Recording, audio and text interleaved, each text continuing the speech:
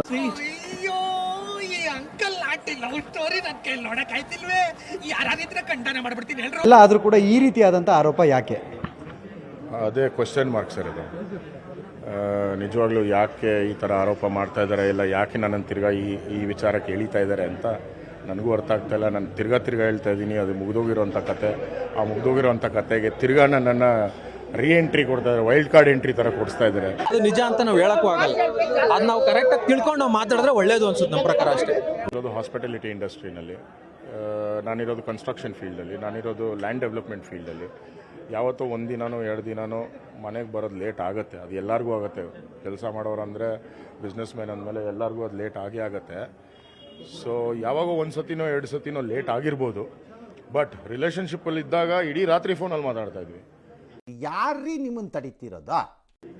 ನನ್ನ ಮನೇಲಿದ್ದು ಅವ್ರ ಮನೇಲಿದ್ದಾಗ ಇಡೀ ರಾತ್ರಿ ಫೋನಲ್ಲಿ ಮಾತಾಡ್ತಾ ಇದ್ವಿ. ಒಂದು ವಾರದಲ್ಲಿ ಅಟ್ಲೀಸ್ಟ್ 3 ದಿನ 4 ದಿನ ಒಂದೇ ಮನೇಲಿ ಇರ್ತಾ ಇದ್ವಿ. ನಮಗೆಲ್ಲ ಗೊತ್ತಾಗೋಯ್ತು. ಅಶ್ಲೀಲ ಪದಗಳನ್ನು ಬಳಸ್ತಿದ್ರು ನನ್ನ ವಿರುದ್ಧ ಅನ್ನುವಂಥದ್ದು ಸರ್. ನನ್ನ ಲೈಫಲ್ಲಿ ನಾನು ಇವತ್ತವರೆಗೂ ಅಮ್ಮಮ್ಮ ಅಂದರೆ ಇಂಗ್ಲೀಷಲ್ಲಿ 1-2 ಪದ ಯೂಸ್ ಮಾಡಿರ್ಬೋದೇ ಹೊರತು ನಾನು ಯಾವತ್ತೂ ಯಾರಿಗೂ ಬೈದವನು ಅಲ್ಲ, ನಾನು ಯಾವತ್ತೂ ಯಾರಿಗೂ ಕಿರುಕುಳ ಕೊಟ್ಟವನು ಅಲ್ಲ, ನಾನು ಯಾವತ್ತೂ ಯಾರಿಗೂ ಒಂದು ರೂಢಾಗಿ ಮಾತಾಡೋನು ಅಲ್ಲ. ನನ್ನ ಸರ್ಕಲ್ಲು, ಇನ್ಫ್ಯಾಕ್ಟ್ ನನ್ನ ಸ್ಟಾಫು, ಇನ್ಫ್ಯಾಕ್ಟ್ ನನ್ನ ಮನೆ ಸ್ಟಾಫು ಯಾರನ್ನ ಬೇಕಾದರೂ ಕೇಳ್ಕೊಳ್ಳಿ ನೀವು, ನಾನು ಇವತ್ತವರೆಗೂ ಯಾರನ್ನೂ ವಾಯ್ಸ್ ರೇಸ್ ಮಾಡಿ ಕೂಡ ಮಾತಾಡಲ್ಲ. ಆ್ಯಂಡ್ ಮೋಸ್ಟ್ ಇಂಪಾರ್ಟೆಂಟ್ಲಿ ನಿಮ್ಗೆ ಏನು ಹೇಳಬೇಕು ಅಂದರೆ, ಆ ಹುಡುಗಿ ನಮ್ಮ ಮಗು ಥರ ನೋಡ್ಕೊತಾ ಇದ್ದೆ.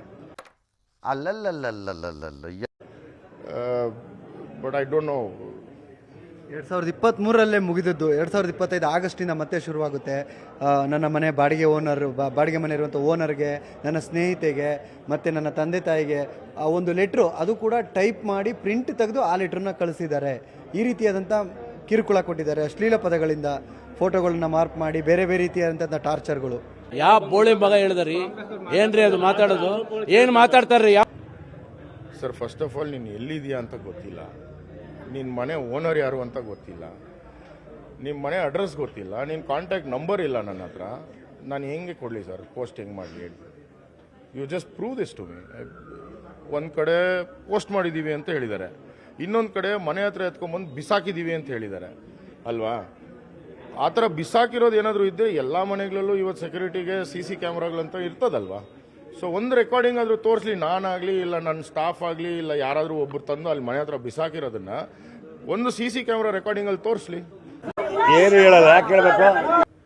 ಒಬ್ಬರ ಜೊತೆ ಸಂಬಂಧದಲ್ಲಿರುವಾಗ ನಾನು ಮಾಡಿರಬೇಕು ಅಂತ ನೀನು ಯಾಕೆ ಸಸ್ಪಿಷಿಯಸ್ ಆಗ್ತಾ ಇದೆಯಾ?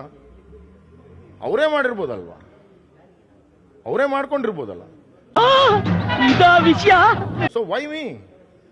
ಅವ್ರು ಧೈರ್ಯವಾಗಿ ನಿಮ್ಮ ಹೆಸರನ್ನು ಇರ್ಬೋದು ಅನ್ನುವಂಥ ರೀತಿಯಲ್ಲಿ ತಗೋತಿದ್ದಾರೆ. ನೀವು ಒಂದು ಆರೋಪ ಮಾಡಿದ್ರಿ, ಅವರು ಕೂಡ ಒಂದು ರಿಲೇಷನ್ಶಿಪ್ ನನ್ನ ಜೊತೆ ಹೊರತು ಪ್ರೀತಿಯಲ್ಲಿ ಇರುವಾಗಲೂ ಕೂಡ ಬೇರೆಯವ್ರ ಜೊತೆ ಒಂದು ಸಂಬಂಧ ಇತ್ತು ಅಂತ. ಆ ಸಂಬಂಧ ಯಾರು ಏನು ಎತ್ತ ಹೇಳ್ಬೋದಾ ಅಂತ ಸರ್? ಯಾಕೆ ನೀವು ಇಷ್ಟೆಲ್ಲ ಆದರೂ ಕೂಡ ಆ ಹೆಸರನ್ನು ಯಾಕೆ ತಗೋತಾ ಇಲ್ಲ ಅಂತ ಸರ್? ನಾನು ಹೇಳ್ದಂಗೆ ನನಗೆ ಈ ಎಂಟೈರ್ ಎಪಿಸೋಡಲ್ಲಿ ಪಾರ್ಟ್ ಆಗೋಕ್ಕೆ ಇಂಟ್ರೆಸ್ಟ್ ಇಲ್ಲ. ಸೊ ಇನ್ನೊಬ್ರು ಹೆಸರು ತೊಗೊಂಡು ನಾನು ಏನು ಮಾಡಲಿ ಸರ್? ನನಗೆ ಅವ್ರವ್ರು ಮಾಡಿರೋದು ಅವ್ರವ್ರು ಅನುಭವಿಸ್ತಾರೆ. ಅವ್ರವ್ರು ಮಾಡಿರೋ ಕರ್ಮ ಅವ್ರವ್ರು ಇವತ್ತಿನ ದಿನ ತೀರಿಸ್ಬಿಟ್ಟು ಹೋಗ್ಬೇಕಾಗತ್ತೆ. ಸೊ ಪ್ರಪಂಚಕ್ಕೆಲ್ಲ ಗೊತ್ತಾಗತ್ತೆ, ಇವತ್ತಿಲ್ಲ ನಾಳೆ ಗೊತ್ತಾಗತ್ತೆ. ನೆನ್ನೆ ಅಲ್ಲ ಇವತ್ತು ಗೊತ್ತಾಗಿದೆ, ಇವತ್ತಿಲ್ಲ ನಾಳೆ ತಿರ್ಗಾ ಇನ್ನೂ ಗೊತ್ತಾಗತ್ತೆ. ಸಾಕಷ್ಟು ವಿಚಾರ ಇನ್ನೂ ಗೊತ್ತಾಗತ್ತೆ, ಸಾಕಷ್ಟು ವಿಚಾರ ಇನ್ನೂ ಬಯಲಿಗೆ ಬರ್ತದೆ. ಎಲ್ಲ ಕಲ್ಪನೆಯಲ್ಲೇ ಇರಲಿ, ಆ ಕಲ್ಪನೆಯಲ್ಲಿ ಇದ್ದಷ್ಟು ಮಜಾ. ಸಾಕಷ್ಟು ಇನ್ನೂ 3 ಜನ ಒಂದಷ್ಟು ದುಡ್ಡು ಇಸ್ಕೊಂಡು ದುಡ್ಡು ಕೊಟ್ಟಿಲ್ಲ ಅನ್ನುವಂಥ ನಿಟ್ಟಿನಲ್ಲಿ ಆರೋಪ ಮಾಡ್ತಾರೆ. ಅವರು ಕೂಡ ಯಾವಾಗ ಬೇಕಾದ್ರೂ ಬರ್ಬೋದು ಅಂತ. ನಿಮ್ಮ ಒಂದು ಸಂಬಂಧದ ಸಂದರ್ಭದಲ್ಲಿ ವಾಪಸ್ ಕೊಡ್ತೀನಿ ಅನ್ನುವಂಥ ನಿಟ್ಟಿನಲ್ಲಿ ಏನಾದರೂ ಹಣ ನಿಮ್ಮ ಹತ್ರ ಪಡ್ಕೊಂಡಿದ್ರು, ನೀವೇನಾರು ಅದನ್ನು ವಾಪಸ್ ಕೇಳುವಂಥ ಪ್ರಯತ್ನ ಏನಾರು ಆಗಿತ್ತಾ ಸರ್? 2 ವರ್ಷದಿಂದ ಕಾಂಟ್ಯಾಕ್ಟಲ್ಲೇ ಇಲ್ಲ ಅಂದರೆ ನಾನು ಇನ್ನೇನು ಹೇಳಿ ಸರ್? ಅಷ್ಟೇ ನಾನು ಹೇಳೋದು. ಅವ್ರದ್ದು ಅದೇ ಕೆಲಸ, ಒಂದು ಸ್ನೇಹಿತರ ಹತ್ರ ದುಡ್ಡು ಇಸ್ಕೊಂಡಿದ್ದಾರೆ 80 ಲಕ್ಷ ಯಾರೋ ಒಬ್ರು, ಅವರು ಕೂಡ ಬಂದಿದ್ರು. ಅವ್ರು ದುಡ್ಡು ಕೇಳಿದಾಗ ಸೂಸೈಡ್ ಅನ್ನುವಂಥ ಒಂದು ವೆಪನ್ಸ್ ಬಳಸ್ತಾರೆ ಅಂತ. ಆ ರೀತಿಯಾಗಿ ಏನಾರ ನೀವು ಯಾವುದಾದ್ರೂ ನಿಮ್ಮ ಬಳಿ ವ್ಯವಹಾರಕ್ಕೆ ಅಂತ ಹಣವನ್ನು ಏನಾರು ತೊಗೊಂಡಿದ್ರೆ ಅವರು ಅದನ್ನು ನೀವೇನಾದ್ರು ಕೇಳಿದ್ದುಂಟಾ ಅಂತ? ಮನೆ ಗೃಹ ಪ್ರವೇಶಕ್ಕೆ ತೊಗೊಂಡಿರೋದು ನಿಜ, ತಮ್ಮನ ಮದುವೆಗೆ ತೊಗೊಂಡಿರೋದು ನಿಜ, ತಮ್ಮನ ಎಂಗೇಜ್ಮೆಂಟ್ಗೆ ತೊಗೊಂಡಿರೋದು ನಿಜ. ಅದೆಲ್ಲ ನಾನೇ ಟ್ರಾನ್ಸ್ಫರ್ ಮಾಡಿದ್ದೀನಿ ವೈಟಲ್ಲಿ. ಅದಕ್ಕೆ ಸಂಬಂಧಪಟ್ಟಂಥ ಬಿಲ್ಸ್ ಎಲ್ಲ ಅಲ್ಲಲ್ಲೇ ಇದೆ, ನನ್ನ ಹತ್ರನೇ ಇದೆ ಎಲ್ಲ. ಅದು ಬಿಟ್ಟು ಅವಳು ಯಾವತ್ತೂ ನನ್ನನ್ನು ಎಕ್ಸ್ಟಾರ್ಷನ್ ರೀತಿ ದುಡ್ಡು ಕೇಳಿಲ್ಲ.